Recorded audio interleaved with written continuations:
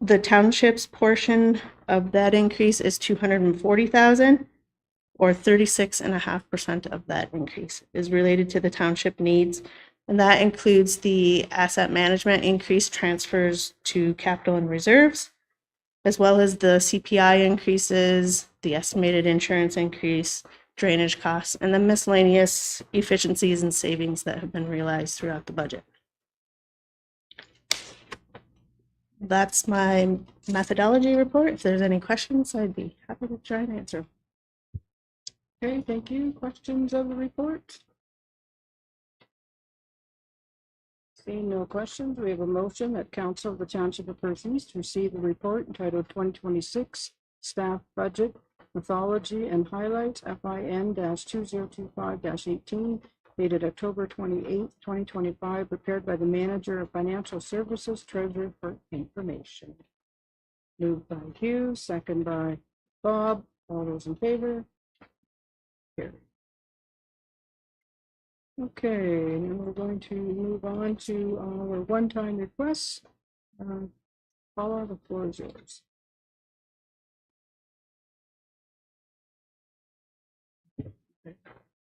Sorry.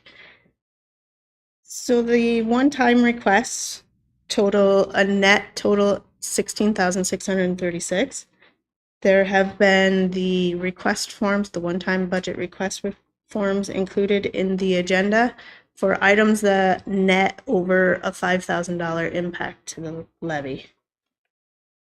So those items are the fire master plan, and that is a net impact of 37,500 after the recovery from joint plan from West Perth.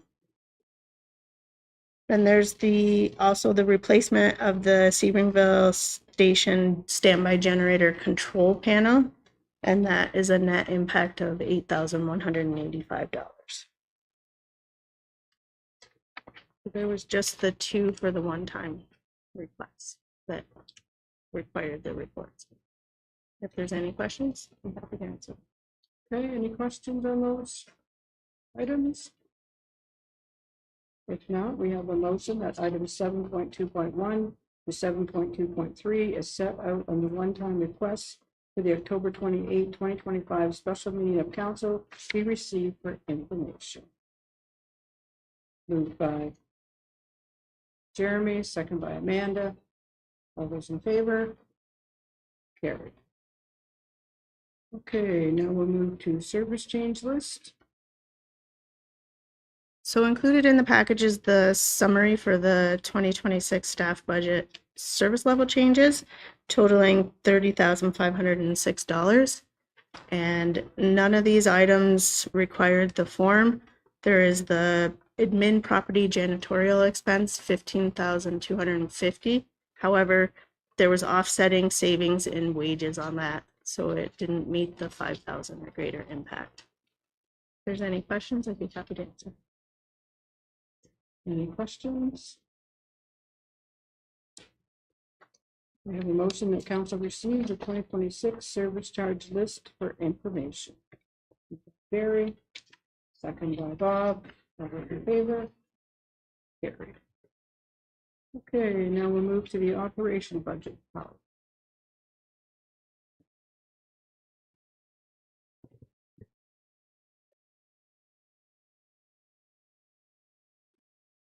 Okay, so just to start it off, the budget reports that were included in the agenda package, the 7.4.1 and 0.2.3, the variance percent column was miscalculated. It referred to a wrong column. So they will be updated with the new agenda when it's posted on the website after the meeting. It was minor changes, doesn't impact anything really. So for the slideshow, tonight is the 2026 staff operations budget draft presentation.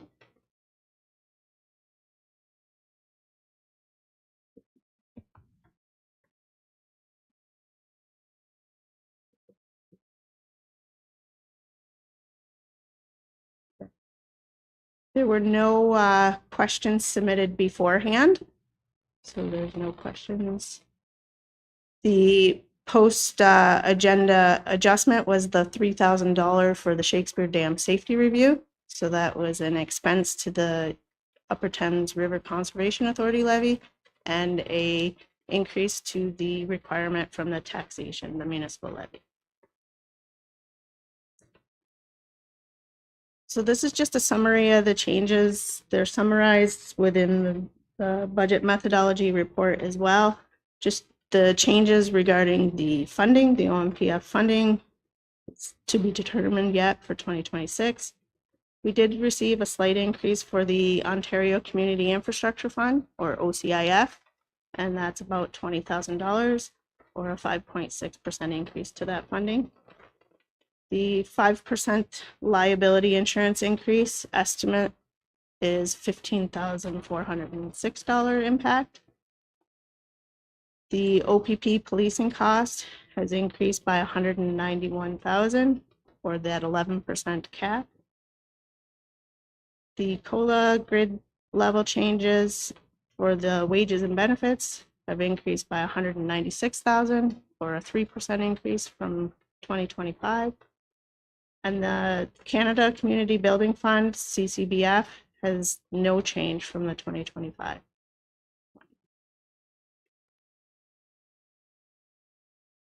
So the revenues for the 2026 staff budget, the general municipal levy increase post agenda adjustments are 5.88%. And the additional tax levy revenue is $658,937. The increased expenses are summarized again there so that you can see the offsetting increases.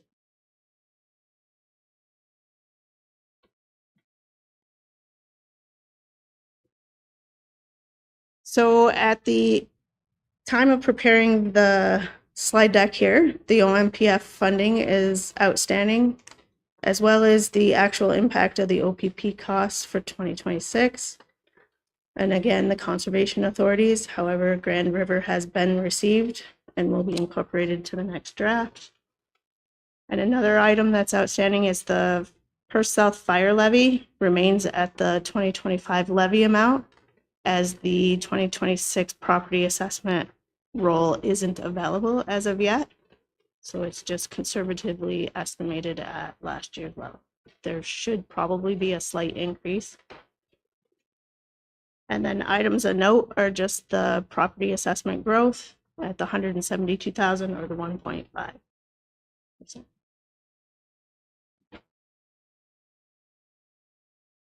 So the general government budgets total a decrease of 3.8%.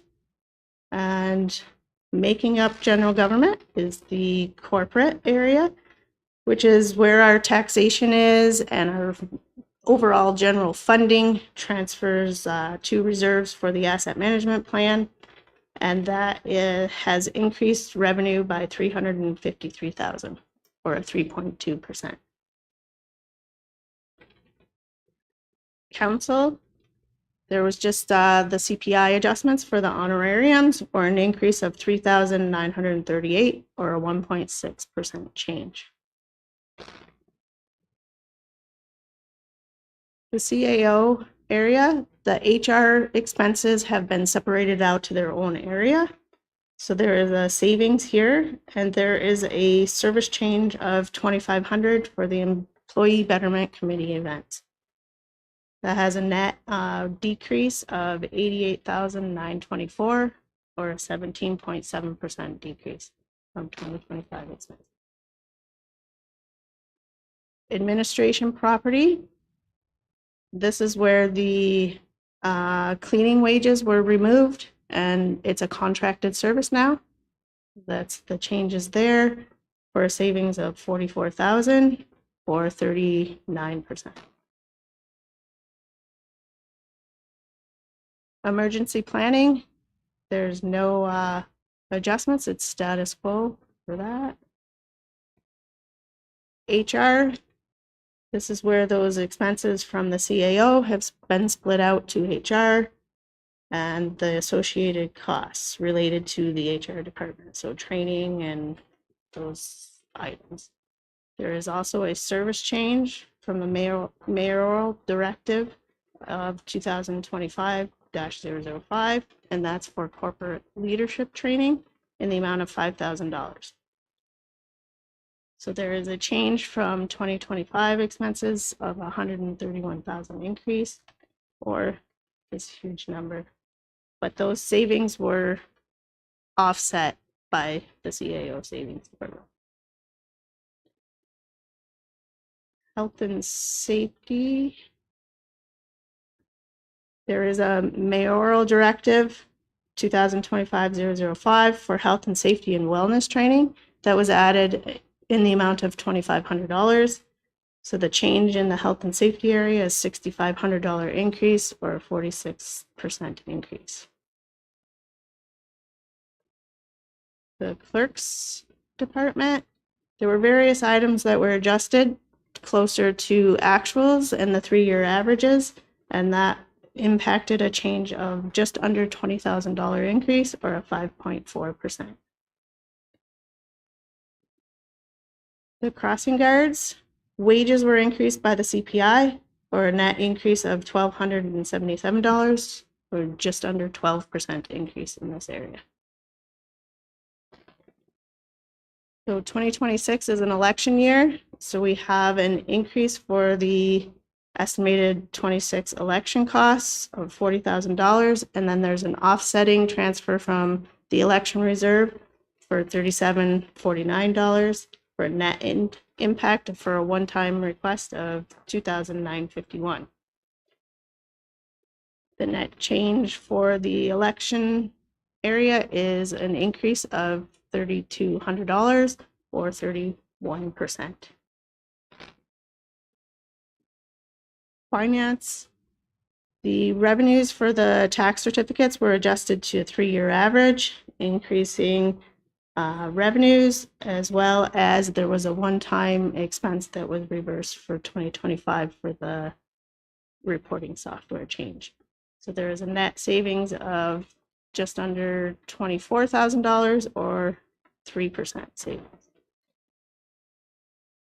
And that concludes the general government.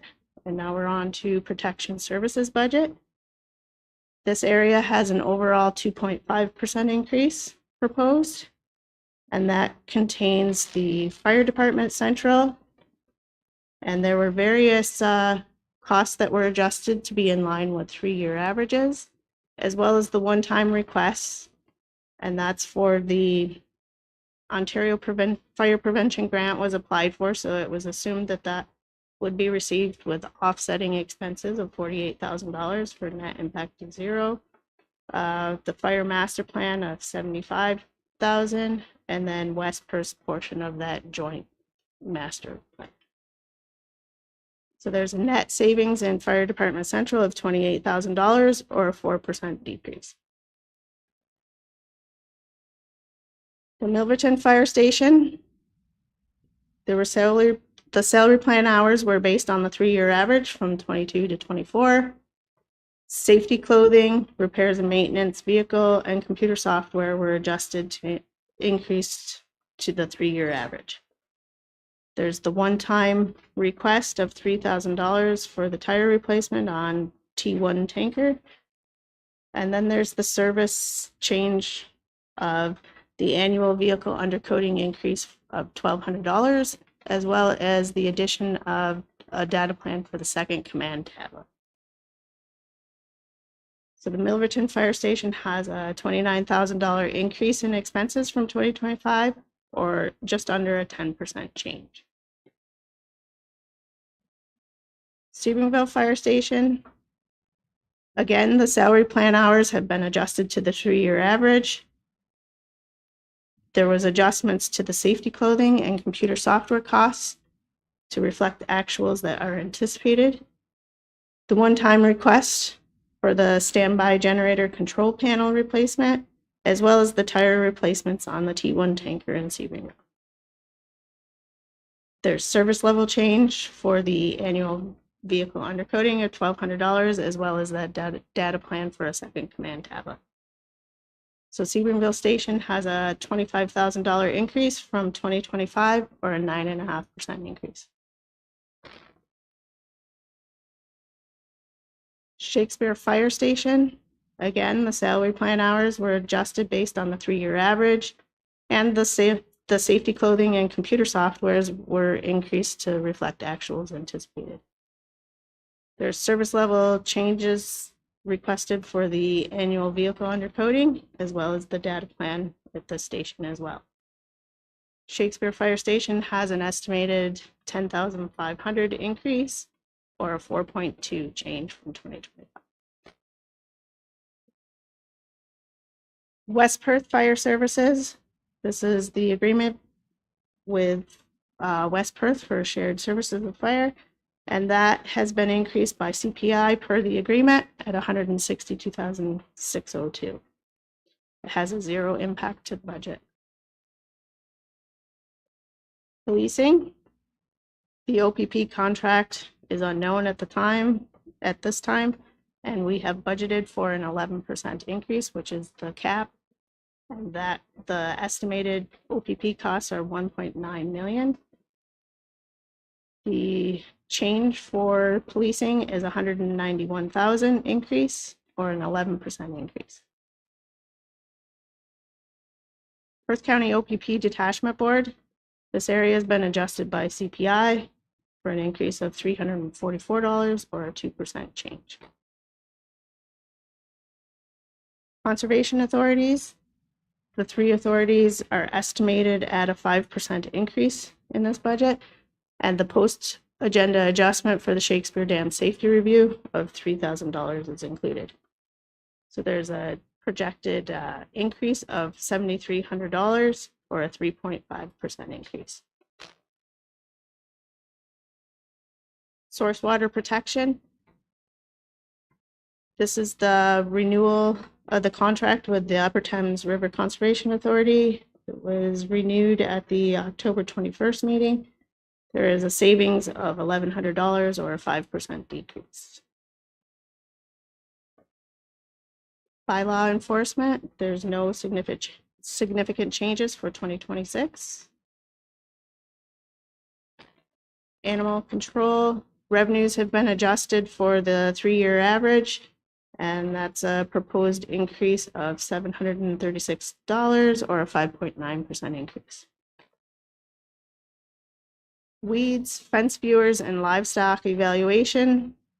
Advertising costs have been adjusted for the weeds advertising, and then the fence viewers and livestock evaluations are cost dependent based on the activity that is received throughout the year, but they are fully cost recovery as well. So there's proposed a $14 increase, or a 2% increase. The building department is fully funded by building fees. The base budget's been adjusted to include proposed fee changes that will be reviewed at the council meeting on November 18th. There's increased contract services included for complex building permits that are being received. And there is a transfer of $52,000 from the building reserve to balance the budget in this area. The one-time request, there's a purchase of 3 inspection tablets. And then there's the service level change for the data plan for those inspection tablets, with an increased cost of $25,000 for 2026, or a 4.1% increase. Transportation budget services, the overall increase is a 3.5%. And that's made up of Public Works, Milverton Shop, and the Northeast Hope Shop. This area was adjusted for the wage allocations to reflect actual activity within these areas, as well as the safety clothing was increased per policy updates. This incurs a $51,000 increase, or a 5.8% increase. Roads and fleet. The gravel surface maintenance costs have been reduced. However, the calcium costs have increased. And then there's the one-time request for parking lot lines painting at the various lots noted, and that's an increase of 145,000 or a 3% increase. Gravel pits. This is a self-funding area, and any net operation revenues gets transferred to the corporate reserve. And so it's a zero impact to the. For 2026, the surplus is projected at $4,800. Environmental services budget. There's a 5.4% increase. And this is in the storm sewer area as well as the waste management and landfill. So storm sewers have been adjusted by materials and supplies to move closer to actuals for a $1,200 increase or a 3.3% increase.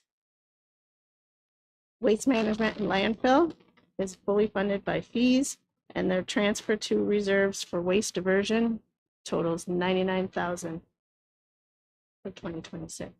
This is a proposed change of $9,000 increase to expenses or a 1% increase. Environmental services, the water and sewer budgets, these are user pay systems. And the water rates are still under review, and they're going to be presented to council on November 18th with the rest of the rates. The wage allocations have been adjusted to reflect actual time spent on water tasks, and the increase to materials and supplies relates to chlorine and lab service costs increasing. So for the water department, there's a $117,000 increase or a 14.6%. Wastewater, again, the fees are still under review and will be presented at the November 18th meeting. The wage allocations have been adjusted as well to reflect the actual time spent. And then there's various expenses that have been adjusted to reflect the anticipated costs.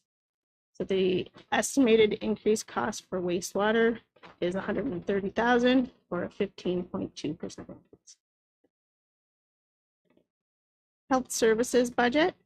This is our cemeteries, and the wage allocations have been adjusted to reflect the 3-year average and its total operations for all of the township cemeteries, and it is season dependent on the grass cutting costs. There are 2 new cemeteries that are being assumed by the township, and those budgets are being reviewed and will be adjusted for the November 11th meeting. Currently, the cemeteries have a $4,100 savings or a 40.5% decrease. Recreation and cultural services budget. The overall increase for this area is 1.8%. The arena, the revenue has been adjusted to reflect the 3-year average or known levels of revenue. And then the wage splits have also been updated in this area to reflect the current activities. Waste disposal costs have been decreased by $3,000, and this is related to switching providers. The heat and hydro has been reduced to the 3-year average, and that is a savings of approximately $10,000 in this area. So the arena is proposed with a $5,200 increase to costs or a 1.1%. Banquet hall operations. The wage splits have been adjusted as noted before. The waste disposal costs have decreased by $1,500 related to that new provider. And the heat and hydro have reduced to the 3-year average, and that's a savings of about $1,000. So the banquet hall increase in costs are about $5,900 for 2026 or a 3.1% increase. The pool, the wage allocations have been adjusted as noted previously, and there's approximately $11,000 savings or a 7.3% decrease. The William Geese Pavilion and Perk Playground. This is a new area to track the rentals on the pavilion and the costs associated with the playground at Perk. So there's revenues, and then there's a one-time request related to the playground mulch. So there is an increase of $3,900 here. The next section is donations and assistance. This is our community investment area where we donate to community groups and whatnot. So the transfer to community investment reserve is $63,075 for 2026. And there is a proposed change increase to the area of $1,100 or a 1.5% increase. Perth East Recreation, wage allocations have been adjusted to reflect the actual activities, as well as conference, seminars, and trainings have increased.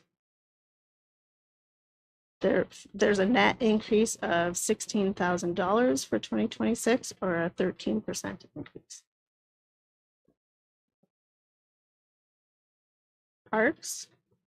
Again, this area is very weather dependent and depends on the grass cutting frequency based on the rain and the growing season. There is a one-time request for the D Shear playground mulch, and that is the fire truck playground out here. And there is a savings of $5,600 proposed, or an 8.6% savings.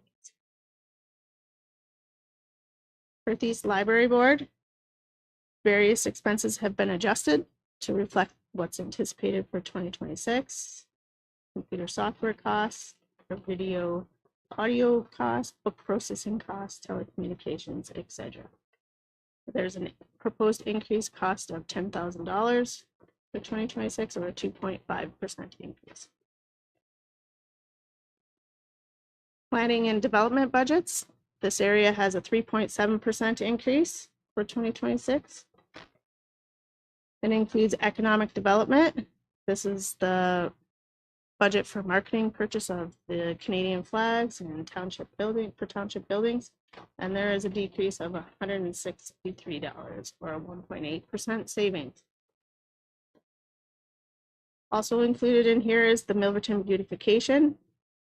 And there is a decrease of $8,500, or almost a 99% decrease. And this is related to the one-time receipt of the Tim Hortons small cookie donation. The planning department, there's no significant changes here. The proposed $900 increase, or a less than 1% increase. Municipal and tile drainage. Drainage superintendent costs are increasing, as well as the wage allocations have been adjusted to reflect the actual time being spent on municipal drains by staff. There is a $7,000 increase proposed for 2026, or a 9.2%. So a summary of the 2026 staff budget draft is the general municipal levy increase is at $658,937, or a 5.88%. Our assessment growth is at $172,000, or a 1.53%. So that brings the general municipal levy increase down to a $486,918 increase, or a 4.35% increase after growth. Included in the 2026 staff draft budget is an increase to capital and reserve transfers of $125,000, and there's a transfer to unfunded projects of $96,000.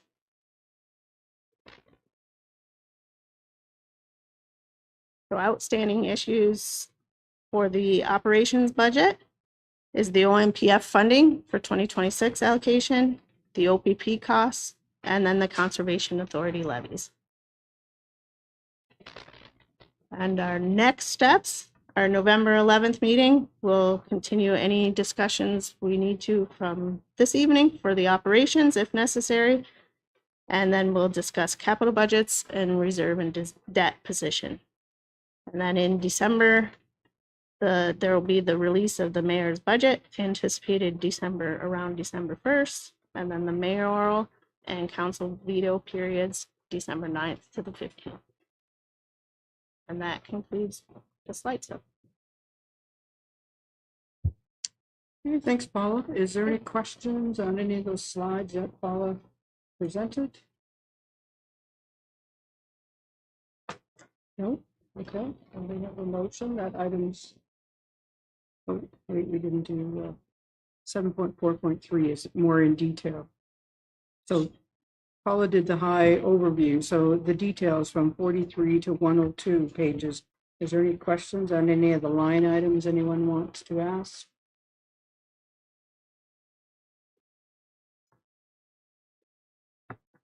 Nope. Okay. Then we have a motion that item 7.4.1 to 7.4.3 is set out in the staff operations budget PowerPoint for the October 28, 2025 special meeting of council be received for information. Need a move and a seconder. Move by Hugh, second by Amanda. All those in favor? Carried. Okay. We don't have any correspondence. Do we have any notice of motions? Any other business? Announcements? We do have a need for a closed session, so we'll read that motion. And it is that the regular meeting of council of the Township of Perth East be temporarily adjourned at 7:37 p.m. to permit the holding of a meeting in closed session for the purpose of a personal matters about an identifiable individual, including municipal or local board employees and labor relations or employee negotiations. Need a move and a second to go into close. Moved by Hugh, second by Jerry. All in favor? Carried. So thanks, everyone.